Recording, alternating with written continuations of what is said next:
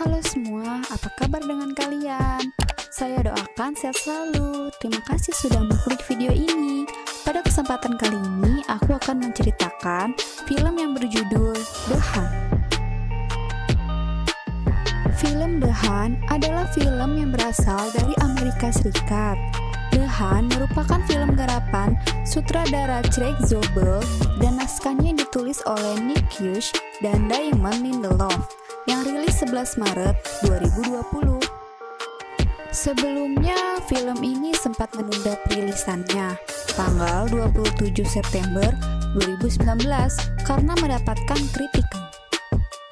Tanpa basa-basi, langsung aja yuk kita ke ceritanya. Tapi sebelum itu, mohon bantu channel ini agar terus berkembang dengan cara subscribe dan nyalakan notifikasinya supaya tidak terlewatkan video-video terbaruku ya.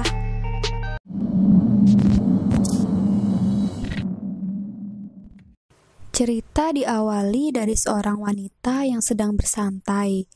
Yang kita lihat, ia sepertinya sedang aktif di grup chat dengan teman-temannya, dan ia menuliskan kata-kata, "Tak ada yang lebih baik lagi untuk pergi ke Manor dan membantai orang-orang tercela."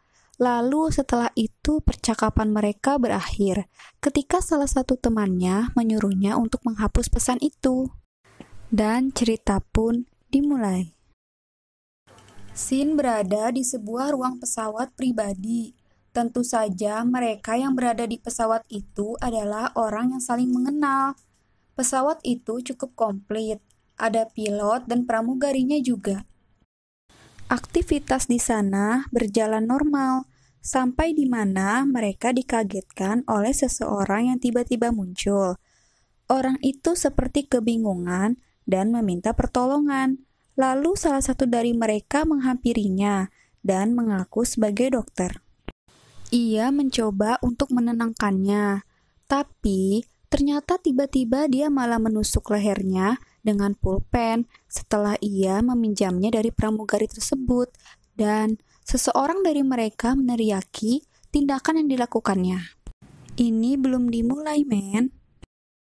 Kemudian keributan itu membangunkan salah satu dari mereka yang sedang beristirahat. Lalu dia pun menghampiri mereka. Tanpa basa-basi, wanita itu langsung menusuk mata pria malang tersebut dengan hak sepatu yang runcing. Betapa ngilunya aku ngeliat ini. Pria malang itu sekarat, dan akhirnya ia diseret kembali masuk ke tempat awal dia terbangun, di mana ada seorang wanita juga yang pingsan.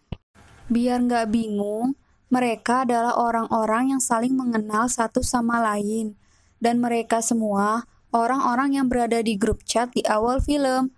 Tentu di sebuah grup ada pemimpinnya, dan wanita tersebut yang terbangun tadi adalah pemimpin mereka. Ia bernama Athena, wanita yang di awal film. Untuk pria malang yang tadi itu, ada hubungannya dari pesan yang dituliskan Athena di awal film. Ya, orang-orang ini memiliki hobi yang mengerikan. Mereka menculik beberapa orang, tujuannya dijadikan target untuk olahraga berburu mereka. Dan yang dimaksud salah satu dari mereka berkata, "Ini belum dimulai, mungkin mereka sudah membantai duluan sebelum perburuan dimulai." Seorang wanita terbangun dari pingsannya dengan penyangga di mulutnya. Ia merasa kebingungan dan tidak tahu berada di mana, dan sepertinya ia berada di hutan. Wanita ini adalah wanita yang berada di pesawat tadi. Ia menyadari ada beberapa orang juga yang nasibnya sama dengannya, dan akhirnya mereka berkumpul di suatu tempat yang tidak jauh dari tempat awal tersadar. Di tempat itu, mereka melihat sebuah kotak. Kemudian, salah satu dari mereka yang penasaran lalu mencoba untuk membukanya. Ketika ia hendak membuka, seseorang berkata bahwa itu adalah jebakan. Otomatis mereka semua berlari dan bersembunyi ketakutan. Tetapi, pria itu tetap membukanya. Dan itu bukan jebakan, melainkan babi kecil yang keluar. Selain babi, Di dalam kotak itu juga tersedia kunci untuk membuka penyangga mulut mereka dan beberapa senjata yang mungkin dipersiapkan untuk mereka. Di saat mereka sedang mempersiapkan diri masing-masing dengan senjata, suara tembakan terdengar, pembantaian pun dimulai. Ya, yang aku kira wanita yang pertama terbangun adalah tokoh utama di film ini. Ternyata salah. Ia orang pertama yang mati terkena tembakan di kepalanya. Lalu disusul dengan pria yang berlaga seperti Rambo yang ngepron dengan 2 senjata di tangannya. Seketika pria itu mati terkena tembakan. Lalu yang paling malang menurut aku, wanita yang mencoba kabur yang sebelumnya bersembunyi di kotak itu. Ia terjatuh ke dalam jebakan duri, namun setelah diselamatkan dan mencoba kembali kabur bersama pria yang menyelamatkannya, mereka menginjak ranjau dan boom, mereka tidak terselamatkan. Lalu 4 orang sebagian dari mereka yang selamat bertemu kembali dan mencoba untuk kabur dengan memanjat pagar kawat. Namun malang, salah satu dari mereka terkena anak panah dan berakhir. Ia tewas dilempari granat oleh pemburu keji itu. Kemudian mereka yang berhasil kabur pergi menuju ke SPBU minimarket. Di dalam, mereka menanyakan keberadaan mereka kepada sepasang lansia yang menjaga tempat itu dan meminjam telepon untuk menghubungi polisi. Namun, tiba-tiba salah satu dari mereka keracunan setelah ia memakan makanan yang ada di market itu. Dan ya, ketika mereka bertiga panik, temannya keracunan. Sepasang lansia itu sudah bersiap untuk membunuh mereka. Ketiga orang malang itu pun mati di tangan mereka. Keracunan, ditembak, dan terkena racun bom asap. Lansia ini adalah aktor yang menyamar. Mereka bagian dari orang-orang keji ini. Setelah membereskan mayat mereka, lansia itu menerima telepon dari seseorang untuk segera mempersiapkan diri, bahwa sebentar lagi buruan mereka menuju ke sana, yang mereka juluki sebagai Snowbell. Lalu Snowbell pun tiba, dengan gimik wajah yang santai. Ia membeli rokok dan menanyakan keberadaannya. Lansia itu menjawab, ia berada di Arkansas. Lalu mereka ancang-ancang untuk siap menembak Snowbell. Tetapi Snowbell menyadari bahwa sepasang lansia itu adalah aktor yang mencoba memburunya. Snowbell curiga dari kembalian rokok yang ia beli. Karena Snowbell mengetahui harga asli rokok di Arkansas, dengan cepat Snowbell merebut senjata dan membunuh mereka berdua. Singkat cerita, Snowbell bertemu dengan pria yang bernama Gary. Setelah Gary menghancurkan drone yang melacak keberadaan mereka. Lalu mereka berdua pergi mengikuti jejak asal drone itu datang. Di perjalanan, mereka menyadari bahwa akan ada kereta yang lewat. Setelah itu mereka pun bergegas untuk menaikinya. Di dalam kereta, mereka bertemu dengan imigran gelap yang tidak bisa berbahasa Inggris. Di sini Gary tidak mempercayai mereka dan menganggap bahwa mereka adalah aktor. Lalu Gary menyuruh mereka untuk mengakuinya. Namun, tiba-tiba kereta berhenti.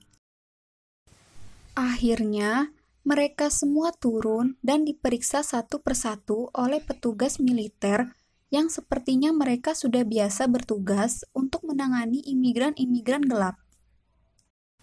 Di sini Gary mencoba menjelaskan bahwa mereka semua adalah aktor yang sengaja ditempatkan di dalam kereta untuk bertugas menjebaknya, namun petugas itu tidak mempercayainya.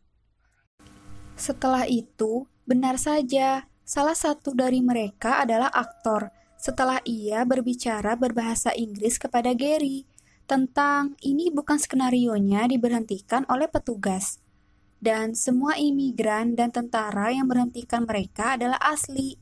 Gary yang kesal Mereka pun berkelahi, dan aktor itu tewas setelah Gary memasukkan bom ke dalam celananya. Setelah itu, Snowball dibawa ke pengungsian. Di sini, Snowball berada di Kroasia. Lalu ia bertemu dengan pria bernama Don. Setelah petugas yang menginterogasi Snowball tentang ia diburu, petugas itu tidak kaget mendengar pengakuannya, karena sebelumnya Don sudah memberikan pengakuan yang sama seperti Snowball bahwa mereka telah diburu. Singkat cerita, mereka dijemput oleh kedutaan yang ingin mengantarkan mereka kembali ke negara asal. Di perjalanan, Snowball mengetahui duta itu palsu setelah ia menanyakan kenapa sebabnya mereka diburu. Snowball langsung menendangnya keluar dan melindas kepalanya hingga tewas. Sebelumnya, Don menyayangkan atas tindakan yang dilakukan Snowball, tetapi ia baru percaya setelah melihat mayat Gary yang tersimpan di bagasi mobil. Dan terdapat sejumlah uang dan peta. Ya, duta palsu itu berencana untuk membawa Snowball dan Don ke sebuah tempat melalui peta itu. Setelah itu, Snowball bercerita sedikit tentang dongeng kelinci yang sombong dan kura-kura yang terus berjuang, dan akhirnya kesombongan itu membuatnya kalah dari kura-kura yang tetap berjuang. Tetapi yang unik, di sini ia menambahkan cerita versi Snowball, di mana setelah balapan itu, kura-kura menceritakan kepada anak dan istrinya, kita bisa hadapi apa saja jika kita berjuang.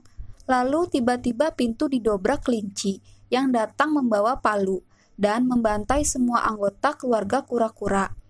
Setelah itu, kelinci duduk dan memakan hidangan mereka. Lalu Snowball berkata, karena kelinci selalu menang, lalu Don menanyakan siapa kelincinya, mereka atau kita.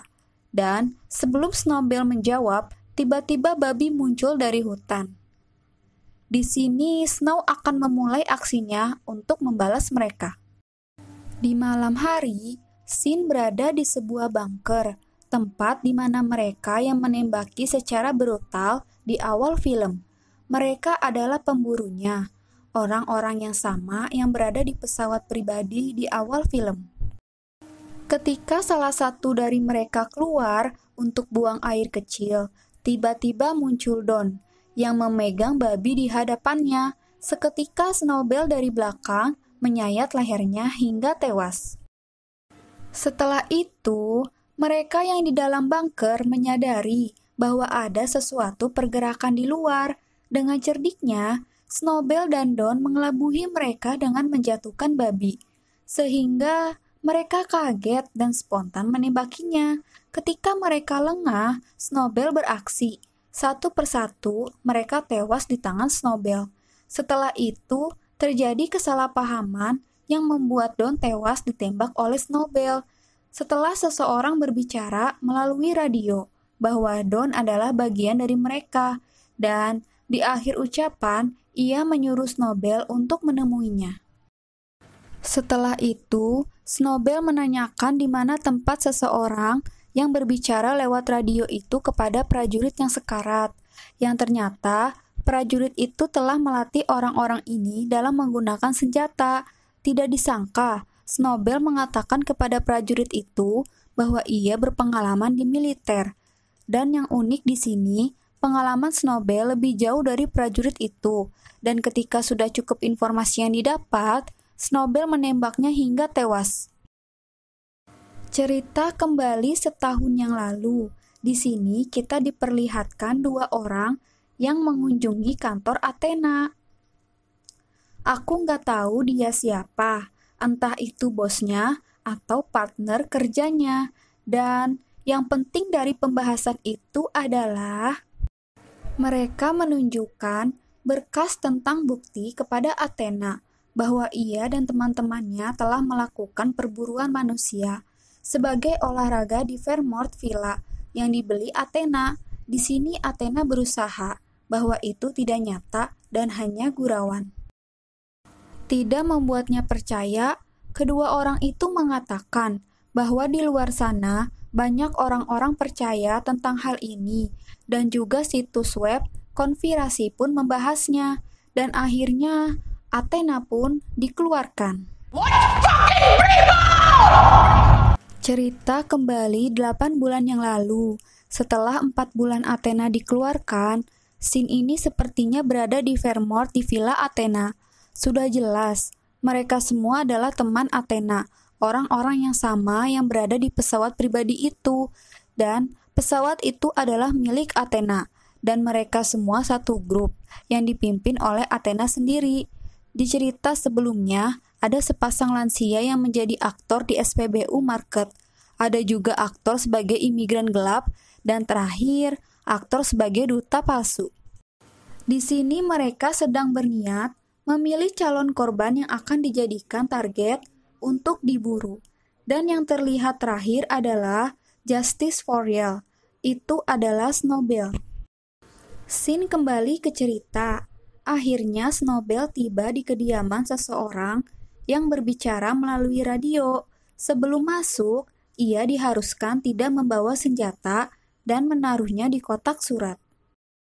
Sebelum mereka berkelahi, di sini terungkap kebenaran yang sebenarnya dari perdebatan mereka. Di sini kita mengetahui nama asli dari Snowbell adalah Crystal. Lalu kita mengetahui juga dari pengakuan Athena atas tuduhan-tuduhan yang tertuju terhadap dia dan teman-temannya, di mana pembicaraan mereka tentang perburuan manusia di grup itu hanyalah lelucon. Athena tidak terima, lalu ia dan teman-temannya membuat itu semua menjadi kenyataan. Mereka menculik 12 orang yang telah menyebarkan dan membicarakan bualan tentang Athena di internet, sehingga menjadi viral. Mungkin julukan yang diberikan Snowbell kepada Crystal untuk dijadikan poin penting untuk diburu, karena Crystal yang paling mencolok dari 12 orang itu. Ia pernah mengunggah kata-kata di internet dengan akun Justice for Real tentang menyinggung bualan Athena. Yang mengejutkan di sini adalah Crystal berkata bahwa Athena salah tangkap. Di tempat ia tinggal terdapat 2 orang yang bernama Crystal, dan ia juga bukan pemilik akun Justice for Real. Mungkin Crystal incaran Athena adalah Crystal yang satu lagi. Dan setelah itu, mereka berkelahi sampai di mana mereka berdua terbaring sekarat. Di sini Athena menanyakan kembali kepada Crystal, apakah dia benar-benar Justice for Real dan Crystal yang tepat. Ya, yang terucap dari jawaban Crystal adalah dia bukan Justice for Real, dan juga bukan Crystal yang dimaksudnya. Akhirnya Athena pun mati. Setelah itu, Crystal melihat seekor kelinci. Setelah mengobati luka dan mengganti baju, Crystal bergegas pulang ke negara asalnya dengan menggunakan kapal pribadi milik Athena. Dan cerita pun selesai. Athena dan teman-temannya menculik 12 orang untuk dijadikan olahraga pemburuan. Mereka memilih 12 orang ini bukan tanpa sebab. Mereka semua adalah perwakilan dari apa yang membuat gurauan Athena dan teman-temannya tentang pergi ke Manor untuk membantai orang-orang tercela itu telah menjadi viral dan diperbincangkan di sosmed. 1 dari 12 orang itu terbangun ketika dalam perjalanan dan langsung dibunuh duluan setelah mereka menculik ke-12 orang ini dan sebelum mereka ditempatkan di sebuah hutan untuk dibantai satu persatu. Nah, tersisalah Crystal yang mereka julukin sebagai Snowbell. Mereka menjadikan Crystal berbeda dari yang lain karena ia yang paling mencolok dari ke-12 orang tersebut.